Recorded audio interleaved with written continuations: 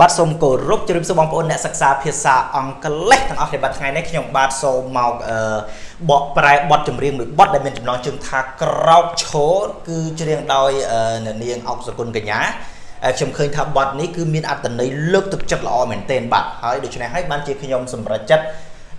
លើកយកបទនេះមកបកប្រែពីខ្មែរទៅជាភាសាអង់គ្លេសយកឃ្លាខ្លះៗទេដើម្បីចែកជូនដល់បងប្អូនដែលនិយមរៀនភាសាអង់គ្លេសបាទអូខេតោះដើម្បីកុំឲ្យខាតពេកយើងចូលមកឃ្លាដំបូងតែម្ដងបងប្អូនបាទឃ្លាដំបូងនៅក្នុងនេះគេហៅថាឆាកជីវិតតែងតែប្រែប្រួលគ្រប់ពេលបាទបើនៅក្នុងឆាកជីវិតយើងប្រែប្រួលគ្រប់ពេលនឹងអង់គ្លេសគេថាម៉េចបាទអង់គ្លេសគេហៅថា life is changing all the time or every time life is changing all the time or all every time វាផ្លាស់ប្ដូររហូតអញ្ចឹងបងប្អូនយើងថា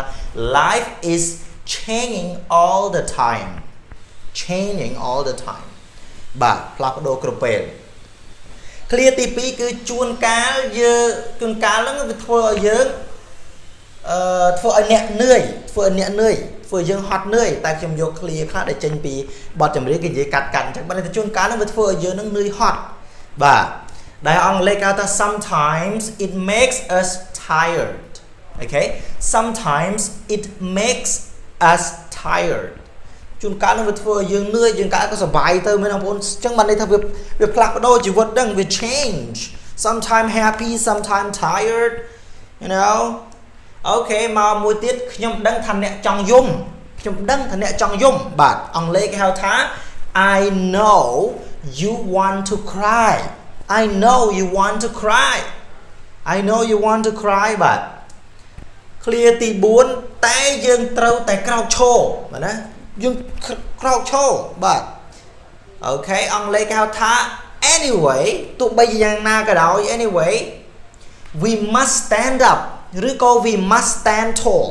ពាក្យថា stand tall មិនមែនតែឈរខ្ពស់ទេឃ្លា stand tall គឺជាលក្ខណៈមួយនិយាយអំពីបុគ្គលិកលក្ខណៈរបស់មនុស្សឲ្យគាត់ចេះ stand tall ឲ្យមានគេហៅថាភាពជឿជាក់ភាពក្លាហានឡើងអានោះគឺ stand tall អូខេឬក៏ stand up ឡើងវិញវាពាក្យថា stand up វាអាចจะសាមញ្ញពេករីឯ stand tall នេះលក្ខណៈមួយជំរុញលើកទៅចិត្តថាដើរដោយភាពក្លាហានគេថា stand tall អូខេយើងទៅក្រោកឈរអត់ន័យវិញតែគ្នាទេបងប្អូនបាទមកឃ្លាមួយទៀតបងប្អូនកុំឲ្យទុកវាគ្របសង្កត់អ្នកណាចូលកុំឲ្យទុកនឹងសេចក្តីទុកគ្របសង្កត់អ្នកឲ្យតកើតទុកបន្តិចធ្វើឲ្យអត់កើតឲ្យតកើតទុកបន្តិចកើតនេះកើតនោះធ្វើអីមិនកើតអានឹងកើតទេបាទ don't let your sadness control your life ឬក៏ don't let your suffering សេចក្តីទុកណាបងប្អូន control your life let your sadness sadness គឺសេចក្តីក្រៀមក្រំពិបាកចិត្តមិនសប្បាយចិត្តហ្នឹងគេថា sadness don't let your sadness control your life បែរថាម៉េចកុំ let ឡើយនេះបែរថាបណ្ដោយឲ្យ your sadness ភាពក្រៀមក្រំចិត្តរបស់អ្នក control your life គ្រប់គ្រងនៅជីវិតរបស់អ្នក don't let your sadness control your life អូខេបាទមកមួយទៀតជីវិតតែងតែជួបបញ្ហាវាត្រូវតែអញ្ចឹងជីវិតនឹងវាតែងតែជួបបញ្ហាវាជារឿងធម្មតាទេបាទអូខេអង់គ្លេសគេថា life must face with problems you know life ជីវិត must ត្រូវតែ face with ប្រែតែប្រឈមជួប problems បញ្ហា so life must face with problem this is simple this is nature okay បាទមកមួយទៀតដំណើរជីវិតនៅសល់វែងឆ្ងាយបើន័យថាយើងត្រូវតែគិតថាយើងមានដំណើរជីវិតត្រូវដើរទៀតមិនចប់ត្រឹមហ្នឹងទេបាទអង់គ្លេសគេថា you have to walk on a long journey of life you have to you know you have to walk on a long journey of life ពាក្យថា journey of life ប្រែថាដំណើរជីវិតផ្លូវជីវិតមាគ៌ាជីវិតអញ្ចឹង you have to walk ណែត្រូវតែដើរទៀតវានៅសល់ឬក៏យើងអាចនិយាយថា there is a long journey of life you have to walk យើងអាចនិយាយវិញបានដែរ there is a long journey of life you have to walk ណាអាចចឹងក៏បានដែរបាទមកមួយទៀតរស់ថ្ងៃនេះឲ្យល្អបំផុតបើថារស់នៅថ្ងៃនេះឲ្យល្អបំផុតបាទអង់គ្លេសគេហៅថា be the best for today be the best for today or you can say like be a better day make your day to be better for today alright so be the best for today ប្រែថារស់នៅល្អបំផុតក្នុងថ្ងៃនេះព្យាយាមដែលអាចធ្វើទៅបានធ្វើជីវិតខ្លួនឯងល្អឲ្យប្រសើរបំផុតណាបងប្អូនបាទមកមួយទៀតគេថាម៉េចបើដួលហើយអ្នកត្រូវតែក្រោកឈរបើដួលហើយអ្នកត្រូវក្រោកឈរបាទបើដួលហើយអ្នកត្រូវតែក្រោកឈរអង់គ្លេសគេថា you have to stand up when you fall down យើងអាចនិយាយថា when you fall down you have to stand up okay you have to stand up when you fall down ឬក៏ when you fall down you have to stand up the same បើអ្នកដួលហើយអ្នកត្រូវតែក្រោកឈរឡើងវិញ you have to stand up again you know បាទមកឃ្លីមួយទៀតក្លាហានឈានជើងដើរជាថ្មីបាទយើងត្រូវក្លាហានឈានជើងបន្តដំណើរសារជាថ្មីទៀតបើដួលហើយត្រូវតែក្រោកឈរបាទអញ្ចឹងអង់គ្លេសគេហៅថា further your steps ពាក្យថា further ជាកិរិយាសព្ទប្រែថាបន្តឧទាហរណ៍ further your study បន្តការសិក្សារបស់អ្នកយល់ថា I want to go to Thailand to further my study ទៅប្រទេសថៃដើម្បីបន្តការសិក្សារបស់ខ្ញុំយើងប្រើពាក្យថា further អញ្ចឹង further your steps យើងប្រែថាបន្ត steps ជំហានដំណើររបស់អ្នក with brave determination ជាមួយនឹង brave determination ការតាំងចិត្តដ៏ brave ដ៏ក្លាហាន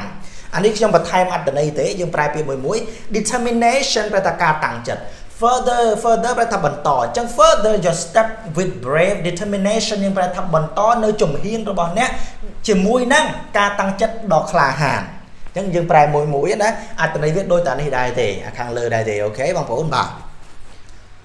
អូខេមកឃ្លីមួយទៀតត្រូវរស់ជាមួយការពិតបាទយើងត្រូវរស់ជាមួយការពិត we have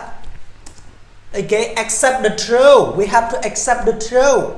you know you have to accept the truth when it happen you have to accept it អញ្ចឹងយើង accept នេះប្រែថាទទួលស្គាល់ the truth ការពិតយើង accept វាទទួលវាជាការពិតបើវាកើតឡើងហើយវាជារឿងពិតដែរអញ្ចឹងបងប្អូនហើយឆាប់ចប់ហើយព្យាយាមកែតម្រូវជីវិតយើងតាមនឹងទៅត្រូវចេះទទួលស្គាល់បរាជ័យបាទមានណាគេដែលកាត់មកជោគជ័យមកជីវិតនោះត្រូវតែចេះទទួលវា be brave to accept your failures be brave ឲ្យចូលក្លាហាន to accept ដើម្បីទទួល your failure នេះយើងប្រែថាបរាជ័យ be brave to accept your failure យើងប្រែថាចូលក្លាហាននៅក្នុងការទទួលយកនៅបរាជ័យរបស់អ្នកបើអ្នកបរាជ័យហើយអត់ព្រមទទួលលើខ្ញុំមិនសុខចិត្តទេហើយវាអញ្ចឹងកើតទៅទុកនឹងទទួលស្គាល់វាឲ្យកែតម្រូវតទៀតអូខេបាទមកឃ្លាមួយទៀតការឈឺចាប់ក្នុងពេលនេះអានឹងខ្ញុំប្រយោគតទេបងប្អូនបាទយើងហៅថា suffering at this time មានប្រយោគតមួយទៀតបាទប្រយោគវាតគ្នាណាពីរហ្នឹងតែសាខ្ញុំបបែកវាខ្លីបន្តិចការឈឺចាប់ក្នុងពេលនេះធ្វើឲ្យយើងបានស្គាល់ជីវិតកាន់តែច្បាស់ណា suffering at this time teaches us to know more clearly about life អូខេបងប្អូនតែម៉េច suffering at this time teaches us to know more clearly about life យ៉ាងប្រែថាសេចក្តីទុក្ខនៅថ្ងៃនេះបង្រៀនឲ្យយើង to know more ឲ្យស្គាល់បន្ថែមទៀតclearly នេះកាន់តែច្បាស់ more clearly កាន់តែច្បាស់ about life ពីជីវិត okay to know more clearly about life បាទយើងមកបន្តិចទៀតបងប្អូនអ្នកត្រូវត្រៀមខ្លួនទុកជាមុន we have to what you must be ready all the time you must be ready all the time បាទថាត្រៀមខ្លួនទុកជាមុនដើម្បីទទួលស្គាល់ការពិតបរាជ័យក៏អូខេយើងព្យាយាមឲ្យវាបរាជ័យយើង we must be ready all the time អូខេប៉ុន្តែមនុស្សយើងវាអញ្ចឹងពេលណាដែលកើតទុកភ្លាមវាពិបាកធ្វើចិត្តអីចឹងប៉ុន្តែនោះជារឿងពិតក្នុងជីវិតបងប្អូនត្រូវតែ accept it you know you must be ready all the time alright មកមួយទៀតយើងអាចជួបរឿងដែលមិនធ្លាប់គិតហ្នឹងយើងធ្លាប់អាចរឿងដែលមិនធ្លាប់គិតវាអាចកើតអញ្ចឹង be ready ត្រៀមចិត្តត្រៀមអីឲ្យទៅwe might meet unexpected things ពាក្យថា unexpected ប្រែថាមិនបានរំពឹងទុកមិនបានគិតទុកជាមុន unexpected things ប្រែថារឿងរ៉ាវដែលយើងមិនបានគិតទុកជាមុន we might meet យើងអាចជួប yes we might meet unexpected things អូខេរឿងដែលយើងមិនបានគិតទុកជាមុន bà mau clear mùi tiết bằng phốn bà bẹt đốm ao tủ lia bà we have to open our mind but in English we can say be open-minded nè be open-minded be open-minded bà ta chốt bác chân ở tủ lia ta open-minded you must be open-minded bác chân ở tủ lia it's okay bà mau mùi tiết trâu thua khôn chỉ mà nuôi lo chỉ nịch bạn anh ấy chỉ clear trong cái giờ ta trâu phi yếm riêng thua khôn ở tới chỉ mà nuôi lo chỉ nịch you know ông lấy cái hào thá be always a good person nè be always a good person nhưng mà ta thua khôn ở chỉ mà nuôi lo chỉ nịch be always a good person alright so okay để cho nên dân chọc phần này hãy nó bong phốn person bong phốn cái tháp video này lỏ xong bong phốn chui subscribe channel Dek Rean này hay người ta chui share video này tới căn bong phốn nó tới tiết đam mê còn bàn riêng về sao lấy hai ban scroll channel Dek Rean này phong bạn cho nó chỉ yếm thưa mê riêng lọ bận tỏ tiết tam giải thôi tao bán chạy chưa được bong phốn bạn xong một cuốn xong chụp được bây giờ bye bye bạn xong cổ rốt cho được số bong phốn này sắc xa phía sau ông cái lách ở đây bạn ngày next trong bạn mọc vô bot chùm riêng một bot để mình cho nó trường thác cùng cro dù bế cứ chỉ bot chùm riêng mùi đã là bấy bạn là bấy khăn mình tên bằng bố này có chỉ bot chùm riêng mình ăn tên này lõ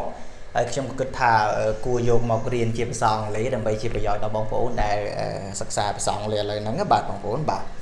ok tỏ lấy dương châu màu prai vô tầm đón bà clear tìm mùi được nông bot chùm riêng nắng trong cái thà này lõ cái thà mấy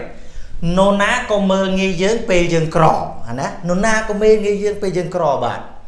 chắc nona nó ná cái đó nữa anh ấy cái ai đi bạn ta everyone nè để rồi khi là na cái looks down on us when we are poor everyone để rồi khi nâng có looks down on us biết thà look down on us bởi thà mơ nghi look down on somebody everyone looks down on us when we are poor nâng nè rồi khi là na có look down on us mơ nghi dương đây là pe na để dương cỏ when we are poor rứa cái dân ách bắt đầu bởi dấu thao when we are poor come up everyone looks down on us ách pra style pi nắng na bằng phổ bạn ok mau clear mùi tiết sòng đây dương khmiên này tê pe dương cỏ nè sòng đây bỏ dương khmiên này tê nó pe để dương cỏ bà cho ông lấy cái hào thá our speech is meaningless when we are poor nhé đừng nhầm vậy chứ nhưng ai bắt đầu bây đòi biết thầu vấn đến CWA thông máu when we are poor come up our speech is meaningless với ta ọt này useless ọt bây giờ cho nó meaningless comment này so our speech is meaningless when we are poor sầm đây bao giờ cái comment này nó bên nào để dương cỏ gì mấy cái game sẽ đảm lại alright our speech is meaningless when we are poor bạn mauประโยคមួយទៀតបាទប្រយោគមួយទៀតគឺត្រូវរកវិធីពង្រឹងសមត្ថភាពខ្លួនឯងបានន័យថាអាពីនឹងស្មើបានន័យថាយើងត្រូវតែរកវិធីដើម្បីពង្រឹងសមត្ថភាពយើងធ្វើឲ្យសមត្ថភាពយើងកាន់តែខ្លាំងបាទយើងអាចនិយាយថា we must find out ស្វែងរកណា find out ways នេះប្រែថាវិធីបងប្អូនដំណោះស្រាយto sharpen our ability our capacity Tapi capacity ក៏បាន we must find out ways to sharpen our ability to sharpen តែទៅសំលៀងតាមពិតណាប៉ុន្តែបើយើងនិយាយពីសមត្ថភាពគេថាសម្រួចសមត្ថភាពធ្វើឲ្យសមត្ថភាពយើងកាន់តែខ្លាំងជាងមុនអានេះគេថា sharpen we must find out ways to sharpen our ability find out ស្វែងរករិះរក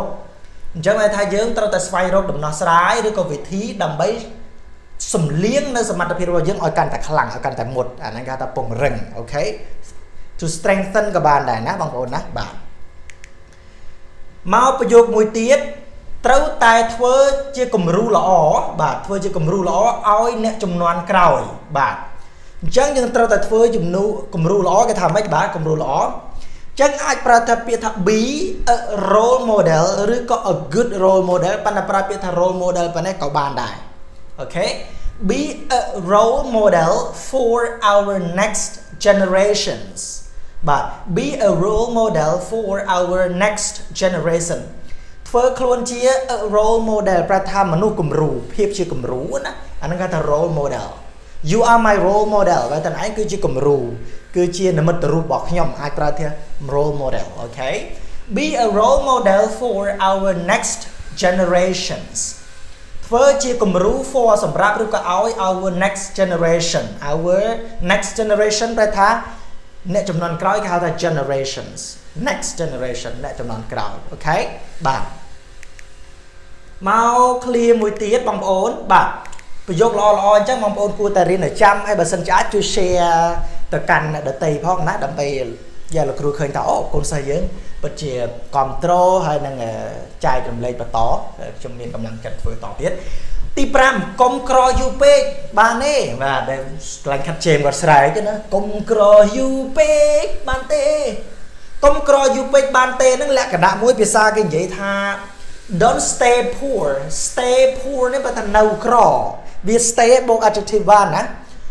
don't stay poor so long okay don't stay poor so long okay បើថាកុំក្រយូរពេកអូខេខ្មែរយើងលក្ខណៈបែបភាសានិយាយណា don't stay poor so long okay កុំក្រយូរពេកបានទេបាទមក clear ទី6បង្កើតគោលដៅឲ្យជីវិតខ្លួនឯងយើងបង្កើតគោលដៅ set goal ឬក៏ make goals ក៏បានដែរ make plans ក៏បានដែរបាទប៉ុន្តែខ្ញុំប្រើពាក្យថា make plans for your life ឬក៏ set goals for your life ក៏បានដែរណាខ្ញុំឃើញបងប្អូនខ្លះសេអញ្ចឹងកូនសិស្សខ្ញុំណាក៏អត់ខុសដែរណា make plans for your life បាទប្រែថាបង្កើតគោលដៅឲ្យខ្លួនឯងអូខេបាទមកមួយទៀតត្រូវតែកម្ចាត់ឧបសគ្គតូចធំដោយភាពក្លាហានត្រូវតែកម្ចាត់ឧបសគ្គតូចធំដោយភាពក្លាហានបាទអង់គ្លេសគេថាម៉េច we must យើងចង់និយាយគេថា we must យើងនិយាយបបួលគ្នាណា we must deal with all kinds of obstacle bravely deal with នេះវាទៅដោះស្រាយកម្ចាត់យើងអាចប្រើពាក្យថាget rid of ដែលយើងរៀនហើយណាបងប្អូន get rid of កម្ចាត់ណាតែខ្ញុំប្រើពាក្យ deal with ចុះប្រែទៅដោះស្រាយដោះស្រាយនេះគឺកម្ចាត់វាឲ្យបែកបាក់ហ្នឹងហើយតែប្រើពាក្យ get rid of ក៏អត់ខុសដែរណាបងប្អូនណាបាទ we must deal with all kinds of obstacle បាទ obstacle នេះប្រែថាឧបសគ្គបងប្អូនបាទ obstacle នេះប្រែថាឧបសគ្គអញ្ចឹងយើងត្រូវតែដោះស្រាយ all kinds of នេះគ្រប់ឧបសគ្គបើទៅឧបសគ្គវាទាំងតូចទាំងធំទាំងកដាលអានឹង call all kinds of obstacle bravely យ៉ាងក្លាហាន bravely យ៉ាងក្លាហានអូខេដោយភាពក្លាហានថា bravely បាទសកម្មបងប្អូនតើណោះបាទមកមួយទៀតស៊ូទ្រាំលំបាកតែកុំទ្រាំក្រវាលក្ខណៈមួយគេថាយើងអត់ទ្រាំជាមួយនឹងភាពលំបាកណាក៏តែកុំបដ ாய் ខ្លួនឯងឲ្យរស់នៅក្រោមភាពក្រីក្រទ្រាំនៅក្រចឹងអត់ធ្វើអីណាអាហ្នឹងវាអត់ទៅអញ្ចឹងបាទអង់គ្លេសគេហៅថា be patient with difficulties not poverty be patient with difficulties not poverty អា command នេះស្មើពាក្យថា but not be patient with poverty ប៉ុន្តែ style គេអាចនិយាយកាត់ចឹងណាឃើញបងប្អូនយើងក៏សេ but អីគេ don't be patient with poverty ក៏មិនខុសដែរតែយើងសេឲ្យខ្លីចឹងវាស្ដាប់ទៅវា logic ជាងណា be patient with difficulties not poverty ណា not be patient with poverty អាត្រីវាគឺចឹងបាទអូខេបាទមក clear មួយទៀតជាតិនេះនេះពីរដងបាទបងប្អូនជួយលុបមួយផងជាតិនេះត្រូវតែរុងរឿងបាទជាតិនេះត្រូវតែរុងរឿងបានន័យថាយើងចង់និយាយថាជាតិនេះជីវិតយើងត្រូវតែស្រស់បំព្រងត្រូវតែរុងរឿងបាទអង់គ្លេសយើងអាចនិយាយថា we must be prosperous in this life we must be prosperous in this life បាទ we must be prosperous in this life យើងប្រែថាយើងត្រូវតែ prosperous នេះគឺយើងចង់និយាយថារុងរឿងបងប្អូនចម្រើនរុងរឿងគេហៅថា prosperous បាទយើងត្រូវតែរុងរឿងក្នុងជីវិតនេះបាទអូខេមកមួយទៀត clear ចុងក្រោយគឺនិយាយថាម៉េចត្រូវធ្វើជាម្ចាស់ ណាត្រូវធ្វើជាម្ចាស់វាសនាលើខ្លួនឯងបងប្អូនធ្វើជាម្ចាស់វាសនាលើខ្លួនឯងបានន័យថាយើងត្រូវគ្រប់គ្រងវាសនាខ្លួនឯងកុំឲ្យតែរងចាំវាសនាហ្នឹងធ្វើជាម្ចាស់វាសនាលើខ្លួនឯងបាទអង់គ្លេសគេហៅថា be your own destiny យើងអាចអានអញ្ចឹង be your own destiny បាទធ្វើជាម្ចាស់វាសនាលើខ្លួនឯង be yourself okay បានយើងគ្រប់គ្រង our own destiny right so in this lesson from the song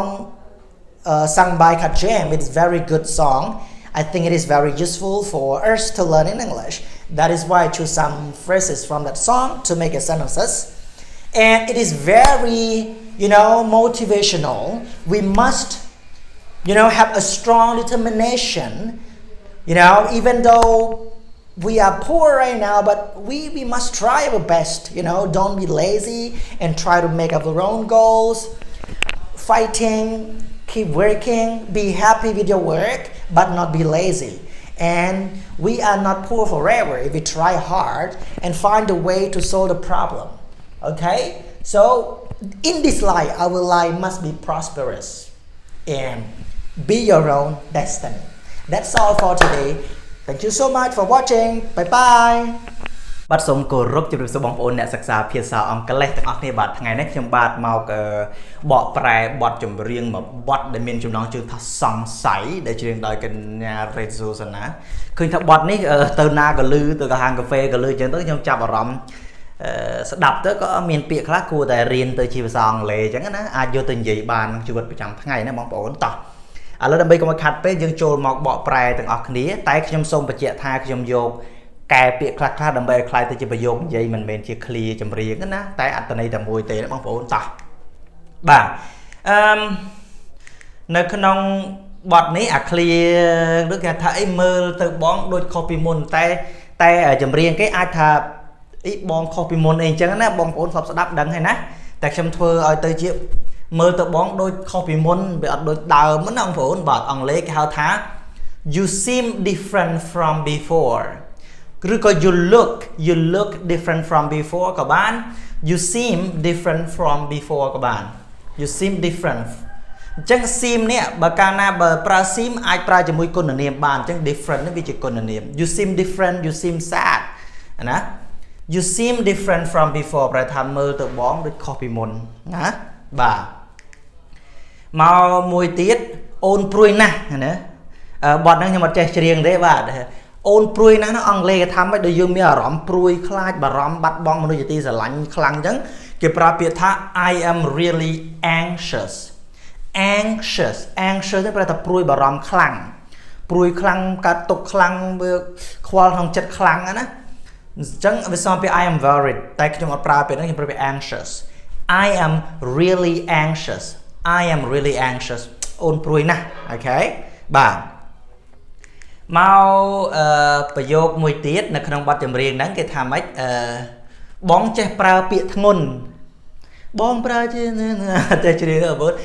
បងចេះប្រើពាក្យធ្ងន់អាពាក្យធ្ងន់ហ្នឹងមិនមែន heavy ណាបងប្អូនបាទ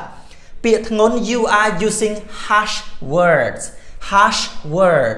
ពាក្យថា harsh words ឬក៏ harsh language ឬក៏ harsh speech យើងប្រែថាសម្ដីក្រោតក្រៀតអា harsh ហ្នឹងប្រែថា very bad បាទ harsh word ប្រែថាសម្ដីក្រោតក្រៀតសម្ដីធ្ងន់ណាប្រើពាក្យវាអត់ល្អអត់ថ្នមដូចមុនគេប្រើតែ harsh words ឬក៏ harsh language អូខេអញ្ចឹង harsh ហ្នឹងប្រែថា very bad វាសំដៅដល់សម្ដីធ្ងន់សម្ដីអាក្រក់ហ្នឹងហើយបងប្អូនណាបាទអូខេមកមួយទៀតឈប់យកអូនដើរបានតែឈប់យកអូនដើរជាមួយបងប្អូនឈប់យកអូនដើរតាមណាបាទអូខេដើរតាមឈប់យកអូនទៅណាយកអូនយកពីបងប្អូនណាជួយកែផងបាទឈប់យកអូនដើរអង់គ្លេសគេថាម៉េច stop taking me out for a walk ពាក្យថា take somebody out for something នេះប្រែថានាំនរណាម្នាក់ដើរទៅនេះដើរទៅលេងនោះទៅញ៉ាំនេះញ៉ាំនោះគេថា take somebody out for a walk នាំនរណាមកដើរលេងឬក៏ take somebody out for dinner នាំនរណាម្នាក់ទៅញ៉ាំអាហារពេលល្ងាចអញ្ចឹងបងប្អូនអញ្ចឹង take somebody out for something អូខេប្រែថានាំនរណាម្នាក់ដើរលេងគេថា stop ឈប់ពី stop នេះបើ verb ing ណា stop taking me out for a walk ឈប់យកអូនដើរលេងជាមួយហើយអញ្ចឹងណាបងប្អូនបាទ okay មក clear មួយទៀតអូនសង្ស័យថាបងមានគេអូនសង្ស័យថាបងមានគេហើយសង្ស័យណាបាទអញ្ចឹងអង់គ្លេសគេថាម៉េច I am wondering that you are in relationship with another girl ឬក៏យើងប្រើពាក្យថា I am suspicious តែខ្ញុំអត់តន់ប្រើតែមុខចាំប្រើពាក្យហ្នឹងតែយើងអាចប្រើពាក្យថា wonder ឬក៏ពាក្យថា suspect ប៉ុន្តែតាមទៅមុខទៅខ្ញុំប្រើពាក្យផ្សេងណាខ្ញុំចង់ឲ្យបងប្អូនរៀនពាក្យច្រើន I am wondering that you are in relationship with another girl ប្រែថា wonder នេះប្រែថាសង្ស័យឆ្ងល់ណាអូនសង្ស័យថាបង in relationship with ប្រែថាមានតំណែងស្នេហា with another girl ជាមួយស្រីផ្សេងហើយអូខេបាទមក clear មួយទៀតអូខេដូចការសង្ស័យមែននេះអាពាក្យនេះណាដូចការសង្ស័យមែនអូខេយើងអាចប្រើចេះ It is really like my suspicious វាមកពាក្យថា suspect អញ្ចឹង suspect នឹងជាកិរិយាសព្ទប្រែថាសង្ស័យថាវាហាក់ដូចជាចេះបងប្អូនវាដូចជាអញ្ចឹងនេះជាគុណនាមឬក៏sorry អានេះជានាមថាពាក្យជានាមបងប្អូន It's really like my suspicions មាន suspicious ទេ It's really like my suspicion វាពិតជាដូច suspicions នេះប្រែថាការសង្ស័យ suspicion មកពីថា suspect okay my suspicion It's really like my suspicion ចឹងខ្ញុំប្រែថាវាពិតជាដូចការសង្ស័យរបស់ខ្ញុំមែនរបស់អូនមែនដូចការសង្ស័យមែនបងមានគេទៅប្លែកបងមានគេទៅប្លែកអង់គ្លេសថា You act differently because you have another នេះគឺ another girl ណាបងប្អូនតែខ្ញុំកាត់ត្រឹមហ្នឹង You act differently ប្រែថាធ្វើទង្វើខុសពីមុនណា act differently You act differently because you have another ព្រោះតែបងឯងហ្នឹងមានអ្នកថ្មី another គឺ another girl ណាព្រោះតែបងមានអ្នកថ្មីណាបងមានគេទៅប្លែកអាមានគេហ្នឹងมันទៅវាប្លែកអញ្ចឹង you act differently បងឯងប្រព្រឹត្តខុសពីមុន because you have another បើអត់មាន another ទេបងអត់ប្លែកទេអូខេបាទមក clear មួយទៀតបាទ clear មួយទៀតគឺម៉េចបងចោលអូនទៅដេកអោបម្នាក់នោះអូហូសាតបណ្ដោយបងចោលអូនទៅដេកអោបម្នាក់នោះអង់គ្លេសថាម៉េច You leave me go to lay with her បាទ You leave me អា command នេះស្មើពាក្យថា and go to lay with somebody ពាក្យថា lay នេះបងប្អូន lay with នរណាម្នាក់ប្រែថាទៅដេកទៅរួមសម្ព័ន្ធមេត្រីជាមួយនរណាម្នាក់អញ្ចឹងបងប្អូនបាទអាហ្នឹង lay with her ហ្នឹងมันលក្ខណៈមួយគេហៅថាចង់គេហៅថាមានមេត្រីភាពជាមួយនឹងស្ត្រីម្នាក់ហ្នឹងនៅលើក្រែអញ្ចឹងណាអញ្ចឹង you leave me ពាក្យថា you leave me ប្រែថាឯងបងឯងចោលអូនចាក់ចេញពីអូនហ្នឹងគេហៅថា leave me okay you leave me and go to lay with her អញ្ចឹងអាកន្លែងនេះ command ស្មើតែ and ណាបងប្អូនអញ្ចឹងខ្ញុំប្រែថាម៉េចបងចាក់ចេញពីអូនទៅហើយទៅ go lay with her ហើយក៏ទៅគេងអោបគាត់ណាអេងមានលើសពីអោបទៀតបើគេប្រើពាក្យអោបទៅវាសំរុំតិចណាបាទ go lay with her តោះបងប្អូនណោះអូខេពាក្យមួយទៀតមិនបែកពីអូនសិនហើយចាំទៅរកគេម្នាក់នោះណាមិនក៏មិនបែកពីអូនសិនហើយចាំទៅរកគេម្នាក់នោះមិនបាននៅជាមួយអូនហើយទៅរកគេម្នាក់ទៀតអត្ថន័យវាណាមានអូនហើយទៅរកគេទៅអីមិនក៏មិនបែកពីអូនសិនចាំទៅរកគេណាអង់គ្លេសថាម៉េចបាទអង់គ្លេសគេថា Why don't you break up with me first before taking her ណា Why don't you break up ណាហេតុអីបានជាបងមិន break up with me ជាមួយអូនបើចែកផ្លូវពីអូនសា break up with នរណាម្នាក់ប្រែថាចែកផ្លូវពីណាម្នាក់ហេតុអីបានជាបងមិន break up with អូនសិន first ណា before taking មុននឹងទៅរកនាងមិនបែកពីអូនសិនទៅមិនម្ដងទាំងពីរអញ្ចឹងណាបងប្អូន Why don't you break up with me first before taking her ប្រែថាយកនាង choosing her ជ្រើសរើសយកនាងអញ្ចឹងបងប្អូនបាទអូខេមកមួយទៀតគឺបងល្បិចសាហាវណាស់ណាបងល្បិចសាហាវណាស់នឹងអង់គ្លេសគេថាម៉េចល្បិចសាហាវណាបងឯងបាទអង់គ្លេសគេហៅថា you are really tricky អានេះអានថា tricky បាទ tricky you are really tricky បាទប្រែថាម៉េចពេលថា tricky បាទ tricky នេះប្រែថាល្បិចច្រើន you are really tricky បាទប្រែថាណែឯងល្បិចច្រើនណាណាល្បិចច្រើនមែនទែន tricky ចឹងពេលថា tricky នេះប្រែថាល្បិចដែលមានល្បិចច្រើន you are really tricky ប្រែថាបងឯងល្បិចសាហាវបណ្ដោយហ្នឹង a tricky person ប្រែថាមនុស្សល្បិចច្រើនណាបងប្អូនបាទមកមួយទៀតទី11អូនកាន់តែសង្ស័យកាន់តែឈឺចាប់មែនទេស្អីគេថាកាន់តែសង្ស័យកាន់តែឈឺចាប់ណាកាន់តែសង្ស័យកាន់តែឆ្ងល់កាន់តែឈឺចាប់នៅអង់គ្លេសគេថាម៉េចគេប្រើពាក្យ the more I am suspicious អាមិន suspicions ប្រែថាការសង្ស័យ suspicious ប្រែថាដែលសង្ស័យអញ្ចឹងយើងប្រើជាមួយគុណនាមយើងអាចនិយាយថា the more I am suspicious ខមាសិន the more I am hurt បាទ the more I am suspicious the more I am hurt ប្រែថាម៉េចខ្ញុំ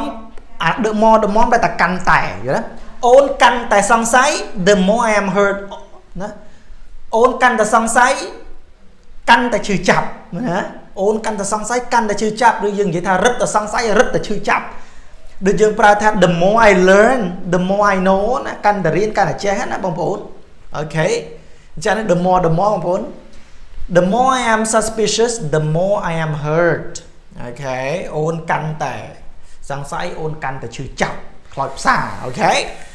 បាទអូខេហើយពាក្យមួយទៀតពាក្យចុងក្រោយពាក្យពីរឃ្លាទៀតដល់ពេលដែលអូនត្រូវឲ្យបងទៅគេហើយវាដល់ពេលហើយដល់ពេលដែលអូនត្រូវឲ្យបងទៅគេហើយនេះបងលេខថាតា it is time for me to let you go it's ឬក៏ស្មើពាក្យថា it's time to let you go ក៏បានដែរណាតែអាចប្រើថា it is time for me to let you go ប្រែថាវាដល់ល្មមដល់ពេលដែលអូន let you go ហើយឲ្យបងចាក់ចេញហើយទៅនាងចោះអានេះគេថាម៉េចដល់ពេលដែលអូនឲ្យបងទៅគេហើយ it is time for me to let you go វាល្មមដល់ពេលដែលអូនបណ្ដោយបងទៅហើយឈប់ខ្វល់ឈប់អីទៀតហើយណា it's time to let you go បាទហើយឃ្លាចុងក្រោយនៃបទចម្រៀងនេះគឺទីបំផុតយើងក៏បែកគ្នាតល់តែបានទីបំផុតយើងបែកគ្នាតល់តែបានដូចខ្ញុំនិយាយមិនអញ្ចឹងបទចម្រៀងមិញគឺខ្ញុំអត់យកដូចពាក្យទាំងស្រុងតែអត្ថន័យតែមួយខ្ញុំសម្រួលវាឲ្យទៅជាលក្ខណៈពាក្យនិយាយព្រោះបទចម្រៀងវាប្រើពាក្យកាត់ព្រឹកអីឲ្យคล้ายទៅជាប្រតិសំឡេងគ្នាណាបងប្អូនបាទ Finally we completely broke up អូខេ Finally ទីបំផុត we completely ប្រទាំងស្រុង broke up ប្រែថាបែកគ្នាទីបំផុត we finally broke up អូខេបាទ So that's all for now thank you so much for watching អរគុណច្រើនបងប្អូនដែលបានមើលបទចម្រៀងនេះពីដើមរហូតដល់ចប់សូមបងប្អូនជួយមេត្តា subscribe channel នេះឬក៏ជួយ share បទចម្រៀងមេរៀនមួយនេះជូនទៅដល់កូនសិស្សដទៃផងកាលលោកគាត់ចង់ជាអង់គ្លេសដែរអញ្ចឹងបងប្អូនបាទសូមអរគុណសូមជម្រាបលាបាយបាយ